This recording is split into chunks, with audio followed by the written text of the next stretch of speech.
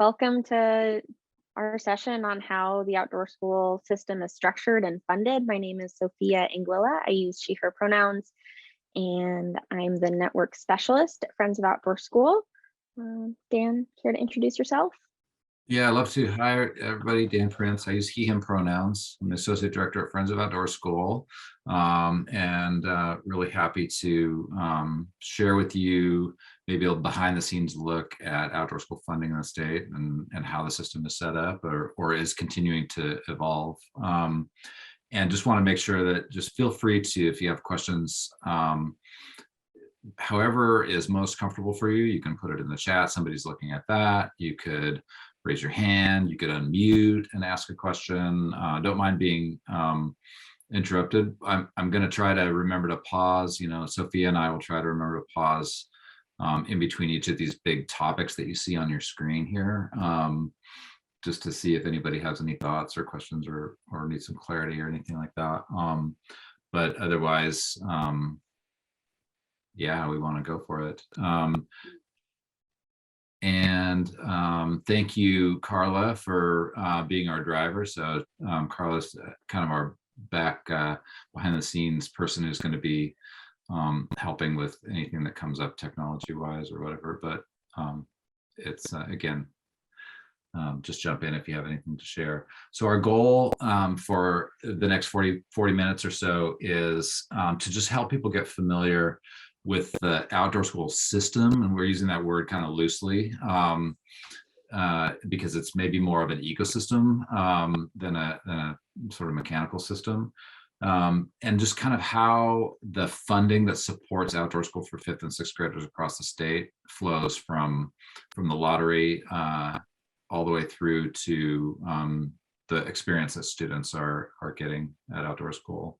We're hoping by the end you'll know kind of the primary roles of kind of all the different organizations and players and participants in the system, the backbone organizations, districts, school districts, programs, the camps, the sites, other partners, the legislature, the Oregon Department of Ed. We're hoping that you'll understand how funding originates and flows all the way through, as I mentioned before. And then hopefully we'll be able to be clear about kind of the role that different people and organizations have and the decisions that they make and kind of where their the levers that they pull to help outdoor school happen, because everybody has kind of a different niche in this system, I guess I would say. All right, so let's dive in. There's really three backbone, or we're calling them backbone organizations, like in the outdoor school system. And those are the three who we all partnered to help make this gathering come together. And Dan's going to talk a little bit more in depth about each of these organizations. Thanks, Sophia. Yeah, and we thought of these organizations as backbone because the three of us don't, even though we're really heavily involved in outdoor school, we don't do anything with kids. We don't do outdoor school. We don't, you know, we're not, we don't get to play with the youngsters. And so we kind of form more of a backbone in the system. So first of all, let's move up to the next little one. Yeah, so Friends of Outdoor School, that's our organization. And we kind of work in these three main areas. One is really in the community.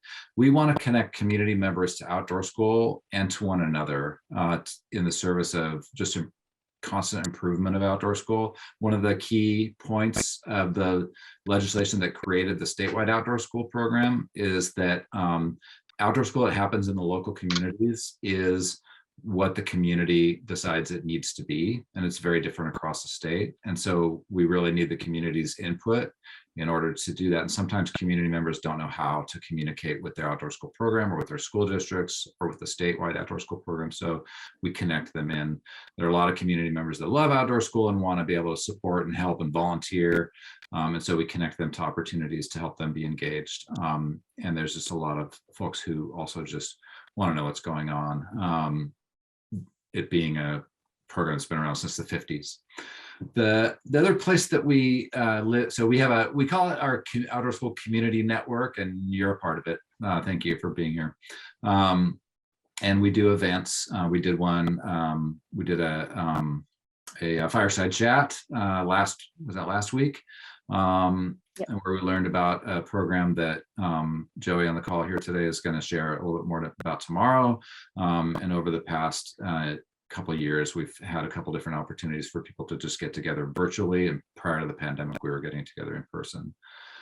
We also operate in the legislative government relations area. And so we work again with our other backbone organization partners to educate and inform officials. They might be elected officials or appointed officials in the different branches of government.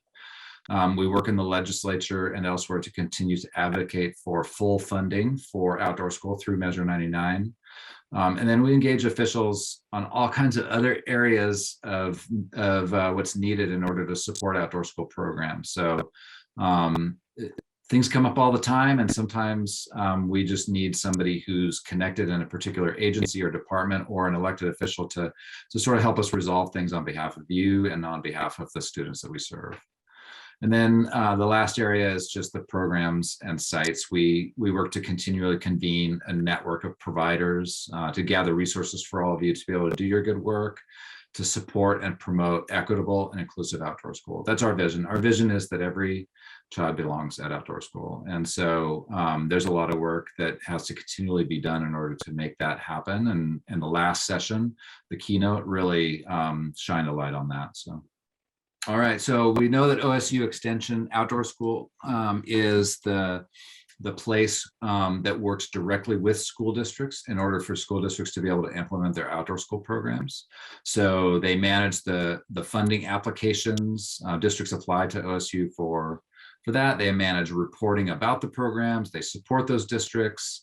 They help districts access programs around the state. They help districts and teachers gain professional development, and they support their efforts to promote equity, diversity, and inclusion. So they work directly with school districts. They have a formal relationship with the school districts, and their regional coordinators all have great relationships with district representatives to help them out. In addition, OSU also does professional development with the outdoor school program providers and the sites. Christy Bakke hosts a community of practice every other week for providers and sites to be able to share ideas and challenges and questions with each other. And then again, OSU supports those programs and sites' equity, diversity, inclusion efforts. And then OSU works with us in the legislature to provide updates, information, reports on the success of outdoor school, challenges of outdoor school, how much money is being spent, why it's being spent, participation. The legislators are particularly interested in who in their legislative districts are attending outdoor school and who aren't, and why might that be. And so OSU is well positioned to be able to share that information. And then finally, the third major backbone organization is Gray Family Foundation. Gray Family Foundation's been involved in outdoor school for a long time. And in particular, they have a really groundbreaking grant program for camp maintenance. It's extremely difficult to fund the maintenance of camp facilities. And so Gray Family Foundation stepped into that void many years ago and continues to provide leadership for those facilities so that they can continue to be viable and safe and wonderful places for students to learn. In addition, Gray Family Foundation helps with the government relations work, really key leadership in both the legislative and the executive branches. And then the other thing is that Gray Family Foundation is a really how can I describe this? Kind of a very, I don't want to use progressive in the political terminology, but progressive in terms of looking at philanthropy broadly and engaging the rest of the philanthropy community to really dive in on equity, diversity, and inclusion, and really look at the way funding occurs across, in our world, it's outdoor education or environmental education or geography education, but even more broadly, providing a model for the way for better ways to get financial support to organizations that need it to really help in communities. So so they're a leader in that way as well, and that supports all of outdoor school. All right, so Dan's going to talk a little bit about how we got to where we are today with the Measure 99 funding as it is, which we're going to go into more after this, but we're going to do a little bit of history first, and then we'll get on to present day. A little bit of history. Yeah, so outdoor school, our understanding of the beginning of outdoor school in Oregon is from 1957 in Southern Oregon, and from there until 2016, there was no state outdoor school system. There was just outdoor school sort of occurring around the state. There wasn't any coordinated effort. As far as funding goes, I mean, it was just any way that that people could get it together. So sometimes families were charged a fee, sometimes schools or districts would do a lot of fundraising, car washes, bake sales, whatever you could imagine, grant writing. Sometimes school districts would use their own general funds, operating funds, to support their students going to outdoor school. And then really Gray Family Foundation was the first kind of foundation that consistently provided grant funding for schools to be able to apply for, or for outdoor school providers to apply for, to support kids going to outdoor school. All of that was certainly not sufficient or adequate to fund outdoor school across the state. And that's why we saw a general decline from the 60s until the about 90s or early 2000s. So, meanwhile, I was in the Portland region, and we were also struggling with funding outdoor school. I was running outdoor school for Multnomah Education Service District, and the districts were they believed in the program. They were having a really hard time finding the funds to be able to get their kids there. And so we started with getting some financial, we started a partnership with Metro, the regional government in Portland, for them to be able to expand their reach for their conservation education programming into outdoor school. And in return, they funded a full day of outdoor school for every kid in the region. It was about $1 million a year. It was a significant investment. But it was still just one day and only for the Portland metro region. And so after that success, we worked with Rex Burkholder, who was a metro counselor at the time, and with Gray Family Foundation and some other core organizations to form OOEC, which is Oregon Outdoor Education Coalition. And that was a coalition to create a campaign for funding for outdoor school. So our first task was to go to the legislature and ask them to fund outdoor school. We were able to, the coalition was able to get Senate Bill 439 passed, which is what created the framework for statewide outdoor school. That was 2015, spring of 2015. The thing that was missing from that legislation, it's a great bill, it's still in place, but it didn't have a source of any money. And so we knew that we figured we needed to get this passed. It passed. It actually passed almost unanimously. There was one legislator who voted against it because it didn't have any money associated with it. That person wanted there to be funding in there, but otherwise it was wildly successful. And then the coalition sort of pivoted and created a citizen ballot measure initiative called Measure 99. And we were able to pass that. We were able to get the voters to pass that after a really concentrated signature gathering effort in the spring and summer of 2016. And so it passed overwhelmingly. It's very, very rare in the state of Oregon for any ballot measure that has money associated with it to pass with much higher than a 51 or 52% pass rate. And Measure 99 passed in the high 60s, almost 70% of the state voted for it. So it clearly resonated with voters. It's important to know that Measure 99 was a statutory law, so not a constitutional amendment. And that's why every year or every other year, the legislature is responsible for allocating the funding. So Measure 99 said, this percentage of the lottery up to this amount of dollars. So it was 4% of the lottery up to $24 million per year, or maybe it was $22 million per year. But that doesn't commit the legislature to funding it. It just, it creates the framework. we didn't go for a constitutional amendment because we were worried it wouldn't pass. A lot of people will vote against constitutional amendments simply because they're constitutional amendments and they don't want to mess around with the Constitution of the state of Oregon. So we went for a statutory measure. That's how we got here, 2016. So back to that, to the funding, the way it flows.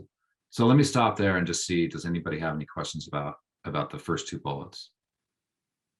All right, so this is really how the funding flows on the biennium. So every 2 years, starting in the summer of, I think we start this on the summer of an even year. So that would be like this summer, moving into our legislative year, which is the odd year, is when we, as Friends of Outdoor School, are working with the legislature. Yeah, thanks, Sophia. Oregon's a little unique because we have a 2-year budget for the state government. So the legislature, originally the legislature was designed to only meet every other year, to only even go in session every other year. About, I don't know, 8 or 10 years ago, the voters passed an amendment to the Constitution so that now they meet for a long set, what they call a long session or a full session in the spring of an odd year. And then they have a short session, which we're in the middle of right now, in the spring of the even year. But in the short session, they don't do the budget. They don't work on the budget. They might allocate some funding. They may do some changes to the budget, but they don't do the big work of the budget work that happens in the odd years. And so this summer, we will meet. I mean, we kind of meet all the time. By the way, I mean, Gray Family Foundation and Friends of Outdoor School meets with our government relations, our lobbyist, Thorn Run Partners, every other week. So we're constantly talking to them. But in the summer, what we'll do is we'll determine an advocacy strategy for funding. And that'll be basically a 9-month or 10-month plan for how we're going to engage with the legislature and continue to advocate for adequate funding for outdoor school. So that happens in the summertime. And then we get to fall, which is the fun time of the year, because this fall, so this summer we'll meet, and then this fall we will invite legislators to come to outdoor school around the state, and we will tour them around at the sites and let them experience what the students are experiencing so that they can have firsthand knowledge of what outdoor school is about. Legislators love this. It's hard to schedule them because they're super busy people, but they come and they learn a lot and they always appreciate it. And so if you are on this meeting and you do outdoor school and you would like to be a place where we could bring a legislator, then drop us a note and we'll try to make that happen. We usually, our lobbyists help us with all of the legislatures that we really need to meet with and need to tour. And they like to go to outdoor school in their home districts, but sometimes it's not possible because the timing is off or whatever. So at any rate, that's what we hope to do. So that'll be in the fall. We tour them. If you're the host of a tour, you don't have to do very much except just be cool and do your normal thing. And we'll do all of that. We'll answer all the hard questions. In the wintertime, or maybe very late fall, sometimes it's in November, but usually December, the governor prepares a draft budget to present to the legislature. We meet with the governor. Well, we meet usually not directly with the governor, usually with somebody on their staff to brief them on outdoor school and what our request is for full funding for those legislative session coming up. And then the governor's budget is sort of a starting place for the legislature. At least that's the way we kind of think of it. In the spring, the body in the legislature that's responsible for putting together a budget is the Joint Committee on Ways and Means. So the Joint Committee on Ways and Means has members of the Senate and the House, and it's a really, really important committee. They have subcommittees for different sectors of the budget. And so we meet a lot with the education subcommittee. We have personal meetings with each of them. And then we invite the community to share letters of support for full funding for outdoor school, to provide testimony when they have hearings, to call up their legislators or call up the members of this committee all that. We just kind of try to inundate them with as much great information as we can so they can make a great choice about funding for outdoor school. Yeah, and that's a place. Yeah. Oh, that's a place where if you are on our email list, or I think if you opted in when you registered for this, for the Friends of Outdoor School email list, like I will send out, and ask for folks to write letters of support, or if we need folks to come testify. So keep an eye. That's like spring of an odd year is when to keep an eye out on your email for that, if that's something you're interested in doing. And if you are interested, like feel free to email me directly and I can put you on a list and just contact you when that time comes. Yeah, thanks, Sophia. That's really important. I'm also going to just pop another thing in the chat here real quick for everybody, if I can find it. This is our page. Sophia put this together on our website. It's an advocacy toolkit. It's a toolkit that's great for any kind of advocacy that you want to do in the legislature or any body, but it's got a whole bunch of really great information about how you can get your voice heard by any elected official. Just wanted you to see that. In the late spring, the Ways and Means Committee, joint committee passes and advances a budget to the full legislature. And then there's a bunch of talking about it. The budget, there's many really complicated bills in the legislature that get a lot of conversation and public testimony and that sort of thing. The budget is probably the most fraught and controversial, and so and complex because it funds everything the state does. So it takes a long time, and generally it's one of the very last things that passes the legislature. So by the time we get to the summertime, late June or early July, the legislature will pass a budget. They have to. It's in the Constitution. They have to pass a budget, and they have a deadline. And I'll say too, in terms of like letters of support and testimony, those type of things, like most of the legislators love outdoor school. And so really like all that is like talking about outdoor school and how much you love it and why it's important to Oregon kids, if it's, important to you. So it's really just telling your outdoor school story. So that's something to keep in mind as well. They just want to hear about it and like what it's like for kids. Yep, and then as I mentioned, usually it's the very first week of July or so that the budget passes, and then the session ends. Just for context, last year, the 2-year budget, the biennial budget for outdoor school for the current biennium that we're in is $49,418,728. And it keeps creeping up. It was $24 million the first year because it was really only half funded, but the first year, the idea that we were going to get every kid to outdoor school was probably just a pipe dream. But we went from about 60% of students to about 90% of students pre-COVID in about 3 years. So it's wildly popular. And when we get out of COVID, we'll definitely be able to spend all this money. Oh yeah, and then finally, we'll have another year where we're not seeking funding, where all of you do great work. That's everybody, all of the outdoor school providers, all the schools, all the districts, everybody does great work for students. And what we do is we meet with with legislators periodically just to provide updates. Just last week, I believe, or 2 weeks ago, we were invited to the Senate Education Committee just to brief them on what's going on with outdoor school and answer their questions. And by we, I mean Chris got to go and talk to them. We set it up, and then he's really the authority, so he gets to talk. How are we doing for time? We're good. All right. Any questions about all of that so far? All of the funding process?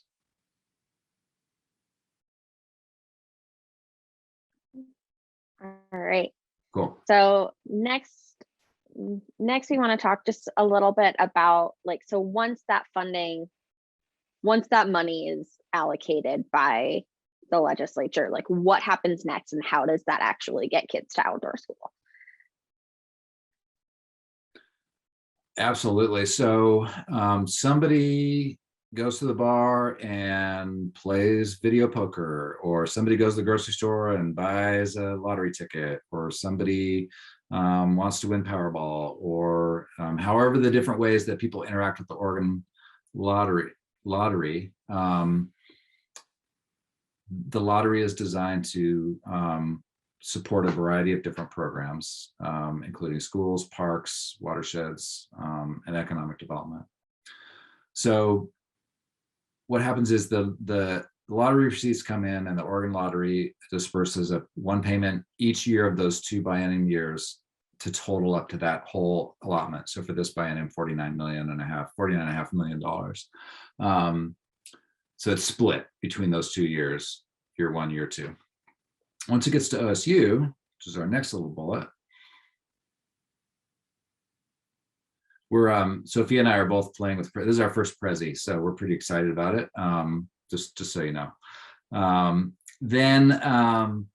Meanwhile, OSU Extension Outdoor School is communicating with their districts. They have this great application system where districts apply for funding.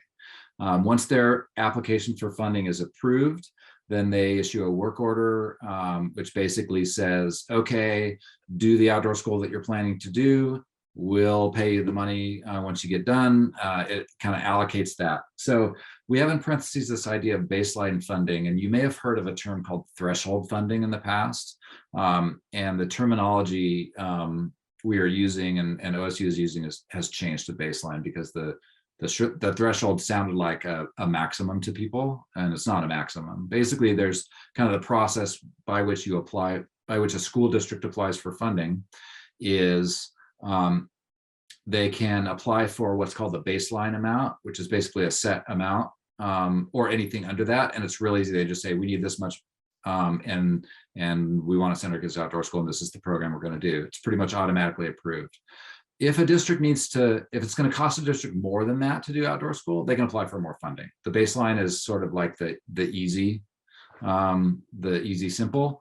And then if they need more money because they have significant transportation costs, or they have significant students who have needs that require a more expensive support or whatever, then they can apply for more funding, and they just kind of explain what they need, why they need that funding. And if it's not in sort of a ridiculous amount of money, that'll get approved. So just wanted to kind of clarify what that baseline looks like. That's available on the OSU website. If you want to hunt around in the FAQs, you can see what the number is. I don't have it off the top of my head. So once the districts get the green light to do outdoor school, then they set up a local contract with their providers or with sites. There's one district that I know of that actually has its own camp. And so they can just do their work there. But basically the districts take that money, and then they can hire somebody to do outdoor school. They can pay somebody internal on their staff to do outdoor school. They have a lot of different ways to do it, but they basically negotiate a cost and enter into a contractual agreement with their outdoor school provider, whoever that might be. After that, so we started with the lottery, we went to OSU, the money goes to the districts, and then the money goes to the programs and sites. They budget and use that funding. And so a program can set their kind of whatever it is that it's going to cost them to do outdoor school, then they can charge that amount to the district. Usually that process happens before the district applies, so they know how much money to ask for. Sometimes there's some back and forth that has to occur. Once all of that gets in place and those contracts are done, then kids go to outdoor school, and it's totally amazing. And then finally, after outdoor school occurs, the districts need to submit a report to OSU in order to get the money reimbursed. So OSU doesn't cut a check to them before they do outdoor school. They do that after. It's a reimbursement process. And then the districts will use that money to pay the provider, a site, other fees, extra duty stipends for their teachers, bus fees, whatever that might be. But basically, the district will report, we spent this many hundreds of thousands of dollars on outdoor school, and OSU says, great, that's what we expected, and so here's your money.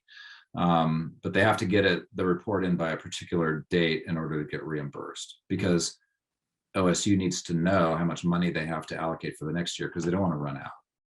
We're not really in danger of running out right now, but they need to know. That's how the reports help them, that process. Okay, cool. Any Again, questions on how that money moves? All right. Oh, geez. All right. So within the outdoor school system, we talked about those backbone organizations, and then there's a whole lot of other folks who make outdoor school happen. So Dan's going to talk a little bit about who those groups and organizations are and how they fit into the system. Yeah, you bet. So obviously, like the K-12 system is critical for outdoor school because students access outdoor school through school. Whoops, we lost it. It went back. Yeah, and we're back. Okay, cool.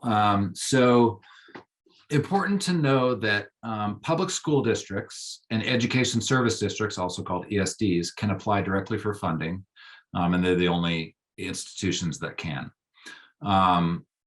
So they will apply for funding, and many of those school districts are providers themselves. I put Rainier, Tillamook, Pendleton, just because I know about them, but also April at Perrydale is a provider of outdoor school. So so if you're a school district, you don't have to hire somebody else to do outdoor school for you. You can just do it. And many school districts do that. I mentioned the rest of K-12, which would be your private and independent schools, charter schools, which are also public schools, and then students that are homeschooled by their parents. They have a way to access outdoor school, but it's not direct. So a private school can't apply for funding for Measure 99, but a public school district or an ESD can apply for funding to serve a private or an independent school. And so that is the way that they would be able to access outdoor school. It's actually it took a lot of work for Gray Family Foundation and OSU and us to come up with this this pathway, and we're pretty excited to see it start to come to fruition this spring. Charter schools I pull out separately because charter schools are technically part of the school district that they have a charter with, but sometimes the school districts don't apply for funding on their behalf. They just apply for their sort of internal schools, and the charter schools are kind of left hanging. And so they can also go through an ESD, or we can, the community can help them connect to their local school district to make sure that they're included in the funding. But one of the things that happens sometimes is the school district wants to do this outdoor school program, and the charter school wants to do this outdoor school program, and that's awkward because the school district is applying for funding for this and contracting for this, and they're kind of the relationship between the charter school and their chartering district is sometimes really cozy and awesome, and sometimes it's not cozy and awesome, and so that makes it kind of challenging.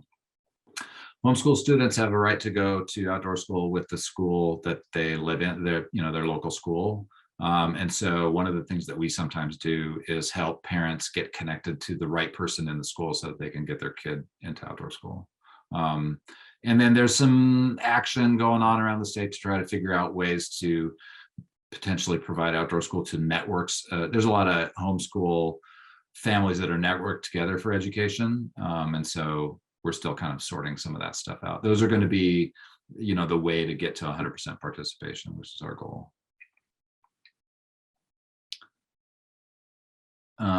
In addition to K-12, of course, we have those providers, and there's lots of different kinds that are well represented on this call. Really commonly, a nonprofit, an LLC, or a company, a private company, other type of business will offer outdoor school. So, like, for example, OMSI is probably the biggest one that does, but we heard earlier from Portland Audubon and from Straub Outdoors. Those are organizations that that do outdoor school and offer that up to districts. There are also there are 3 ESDs in the state that do outdoor school. 2 of them do it fairly similarly, and 1 does it a little differently. So Multnomah ESD and Northwest Regional ESD each have an in-house outdoor school program that they offer to the school districts in their regions and other school districts. So they have their own professional staff that do the work. Intermountain ESD, which is over kind of in the Blue Mountains, Pendleton area, has a facility that they provide for the school districts. The school districts do the programming, but the ESD provides the facility. Some facilities or sites or camps themselves do outdoor school. We heard from Camp Tamarack and from the Crest at Willow earlier today. Those are good examples of that. There are programs that lease other folks' sites. So the ESD programs do that. They don't own their own site except for Intermountain ESD. So that's pretty common. And then there's a lot of programs that use like a state park or other public lands to do their outdoor school. So they don't necessarily lease a private site, but they go to public lands in order to do their outdoor school programming. So there's a lot of different ways that providers are configured in the state. And then finally, government has a role to play, of course. So Oregon Department of Ed doesn't have like authority over implementing outdoor school, but they have authority over school. And so they're a really important governmental player in the provision of outdoor school. And so we have every other month standing meeting with Oregon Department of Ed to collaborate on things. One of the things that we're working with them on right now is the state is revising and updating the science standards. Most people call them NGSS or Next Generation Science Standards. And so we got a bunch of feedback from the Outdoor School Network to provide some feedback to ODE on how they could realign the standards so that they provided a better fit for outdoor school and supported classroom and outdoor school integration better. I've already talked a lot about the legislature. They're obviously super important. The governor's office and all of the branches of the governor's office have been really helpful when we've run into snags and problems and those sorts of things. So we work with the executive branch quite a bit. And then there's other agencies, for example, state parks, the Bureau of Land Management, Forest Service, Oregon Health Authority. Oregon Health Authority, I probably wouldn't have put on this list before the pandemic because I don't really think about them too much, but they've been pretty key lately. There are many programs, especially in Eastern Oregon, but not only in Eastern Oregon, partner with land-based agencies such as parks and the Bureau of Land Management to have scientists come and do lessons and activities with their students directly. So that's a longstanding structure of outdoor school in the state. So those are the players. And then in the last minute or so, I just have one more closing thought, or this is a question that I get constantly. All of us get constantly. How stable is this funding? It's a great question. It's really important. And I think it's pretty stable. However, there's a reason that I think it's pretty stable.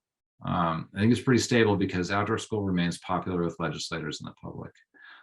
Outdoor school is school. It's school. It's a critical part of students' K-12 experience. It's really important. It's not an add-on. It's integral. Outdoor school tells a great story. We have countless, literally countless stories of the powerful impact that outdoor school has had on students, on staff, on communities. And so it's just really important to share that story out. The stories best come from outdoor school providers and sites, from kids, from teachers, from school district administrators, from families, from the people who are experiencing outdoor school. We can tell those stories, but we're an organization that's set up to advocate for outdoor school. And so it's a much more authentic story coming from the folks who are really doing it and experiencing it. And that gets back to Sophia's point about just share your story with us if you don't mind. And really, as long as your great work at outdoor school continues to generate positives for kids and communities, it's just going to be easier and easier for the legislature to allocate full funding. They want to, they love it. And so we just keep giving them good reasons to continue to do that. And finally, our job is to continue to advocate on your behalf in the legislature. That's what we do. We want to make sure that they hear your story. So that's that. I just want to stop. And Sophia and I want to know if you have any thoughts, questions, or so forth before we go to the evaluation of the session. So we talked earlier about how districts would apply for funding. They would apply for that baseline, and then they would apply for additional funding if need be as well. And then they would negotiate with the ESD. Is that the sole source of ESD funding is from the districts, or are there other sources as well for ESD funding? Oh, yeah. So for outdoor school in particular, that's maybe a better question for an ESD person. I will say from when I was at Multnomah ESD, the funding from districts was the only source of funding for outdoor school. However, well, that's not completely true.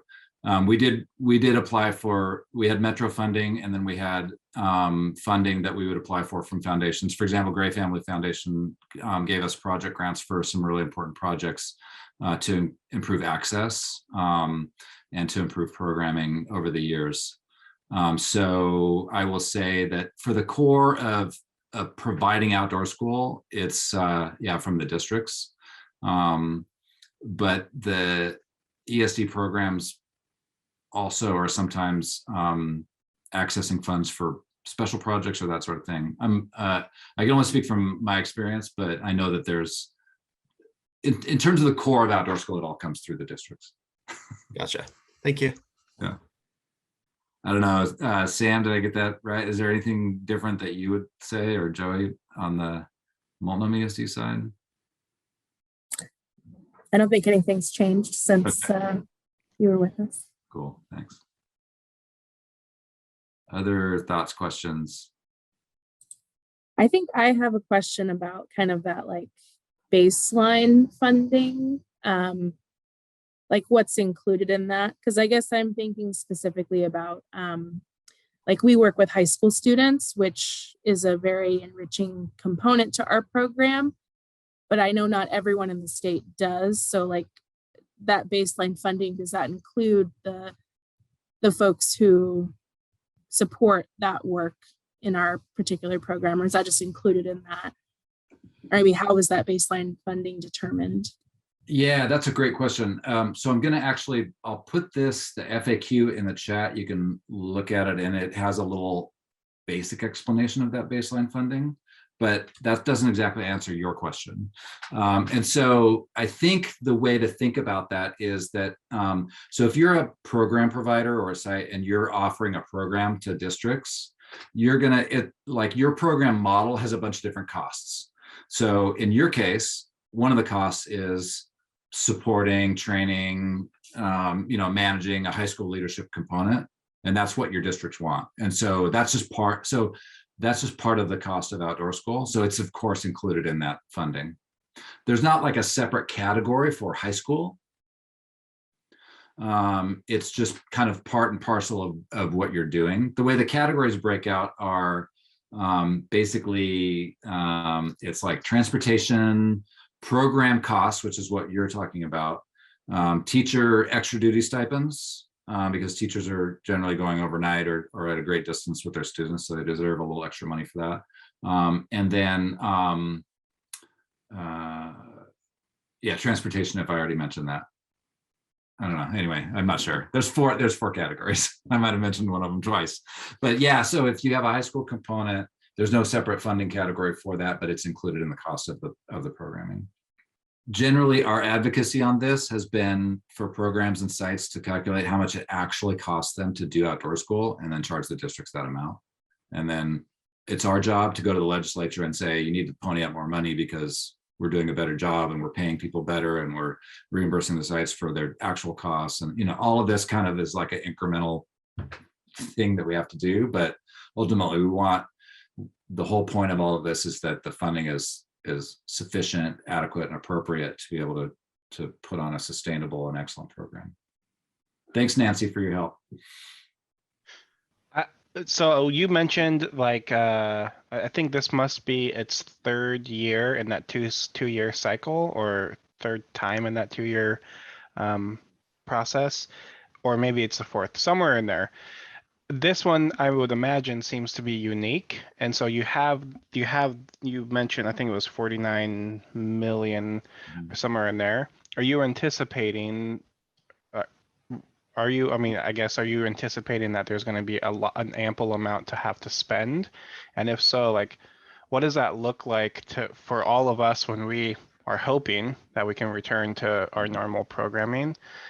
If we need those additional costs or additional, like, how do programs advocate for needing that additional assistance and that stuff in this time? Yeah, so at the big level, what we've been communicating with the legislature is, and they get it, right? Like, yeah, kids should go outdoor school in 2020, right? Like, we couldn't spend all the money. There's no way, right? Because people weren't getting on buses. They weren't, and so they understood that, but they also understood that we're going to emerge from a pandemic and we're going to need the money. And they also understand there's a lot of demand to get kids outdoors. And so we were able to make that case to the legislature and they agreed. And so they funded at like the level plus the amount of inflation as if everybody went to outdoor school. Now, at the end of the biennium, if there's money left over, like let's say we get to the end of 2023, I think that's when it'll be. and there's money left over. Like if there's significant money left over, then we'll have a story to tell about that. Obviously, like we'll educate the legislature on why that is. Cool. And then what'll likely happen is they'll say, okay, let's say it's $10 million. I don't know what it's going to be. Just pick a number. $10 million you didn't spend. Okay, well we're still gonna say we need 49 million plus roll-up costs for the next biennium. So we'll keep that 10 and you give us 39 or whatever it is, right? So, gotcha, yeah. So we want to have adequate moving into the next biennium every time. Cool. That's kind of the first part of your question. The second part of the question, the more kind of analysis that programs can provide in terms of like where they expect their costs to go, and the better they communicate with their districts about that, then the better that communication can be, can be back to us and to OSU Extension so that we can communicate that with the legislature, because we need to know kind of like, what are we in for? What are we needing? And if we hear from a lot of districts and providers around the state that it's like, this is great, but our costs are going to go up 10% because we're going to pay our staff better, or we need to do this or that or the other, then we could say, okay, now we understand. And so we can ask for that. Gotcha. Cool. And didn't the EDI and accessibility grants also come out of some of that funding from when kids were not able to go? Right, so exactly. Yeah, because it was like, well, we're not going to spend all this money. Let's go ahead and do some really good work right now while we have it. Yep. Nathan? Hi, Dan. Just a quick question. I've been watching the Outdoor School for All bills in Washington advance quite rapidly. And I know that there's nowhere near enough capacity in Washington. And so the Washington bill includes a provision for grants from the funding directly to providers to increase capacity. And I was wondering if you could talk about the sort of the overall capacity of providers in Oregon versus the number of students, and what sort of lift might be needed to make a seat for every student. That's a great question. It's extremely difficult to know because it's really hard to get data on like what is capacity. So, I mean, one way to look at capacity is bunks at a camp or spots at a location. Another way to look at capacity is staffing, expertise. Another way is food service. I mean, there's all these different sort of capacity hurdles. And because of the way the pandemic has disrupted labor and the workforce, I'm not even sure what to say about that exactly. I will say congratulations to Washington for thinking about that, and they are thinking about it because we are talking about it here. Like we're at the front of we're the tip of the spear, and so like there's some things that probably, looking back on it, I would have thought, oh, we probably should have built in some of this stuff in terms of rolling up and that sort of thing, and we just didn't and there's probably a lot of reasons for that. So I think there's also other than staffing capacity, I think there's facility capacity. I mean, I think there's around the state for everybody, because we were up to about 94% of students attending outdoor school. Now, many of those students weren't attending for as long as maybe they will attend as the community grows and get more comfortable with the programming and that sort of thing, because we were also seeing an extension of the amount of time that people were saying. But at the pre-pandemic, when we were looking at participation numbers and when we were communicating and trying to understand what the true capacity was, I think we were going to be okay. I worry now that some programs are, I mean, like we're seeing from like Berkeley that there's programs that are failing and stuff because of the pandemic. And so I haven't seen that much in Oregon, but I get worried because the legislature pumped a bunch of money out. But great question. Yeah, we want to continue that conversation about capacity for sure. I apologize. I'm moderating a panel in 3 minutes, so I'm gonna hop off. But like any questions anybody has, like reach back out. It's great to see all your faces and your names and stuff. And I hope you enjoy the rest of the session. Please do the eval so that we know how to make this better next time. Take care, everybody.